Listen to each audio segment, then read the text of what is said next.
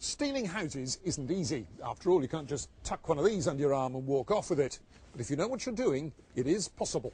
And we proved it with a house in this street.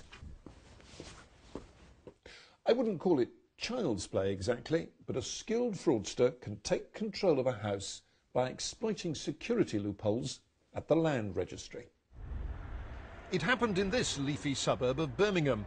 Using information then freely available on the Land Registry website, plus forged ID, a fraudster effectively stole the Roundtree's house and took out a £300,000 mortgage. We felt dreadful when we heard the phone calls because we were totally thrown by it. We'd never experienced anything like this. We felt physically ill. My wife actually lost quite a lot of weight. The fraudster in the Roundtree's case was eventually caught and went to jail.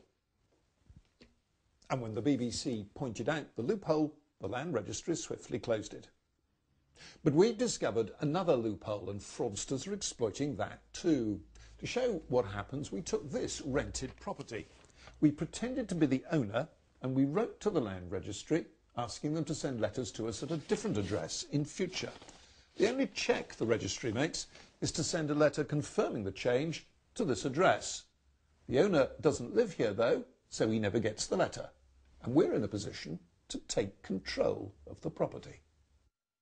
We know of more than a dozen properties on Merseyside where fraudsters have pulled this trick, targeting empty, boarded-up houses where the owner's unlikely to check for letters. They then pretend the owner owes them money. Once they've changed the service address, they're able to get all the mail that would be destined for that address, and that will include any legal letters that have come from a court. The fraudster will go to a court, file a claim against that property, and those letters are never answered, so the court will find in the favour of the fraudster and the house will be sold. The Land Registry's advice: get in before the fraudster does. If you have a property that you think might be vulnerable, write to us. We will put your contact details on the register. Then if somebody comes along and tries to do something they shouldn't, we will get in touch with you. We've got your contact details and we can put a stop to it.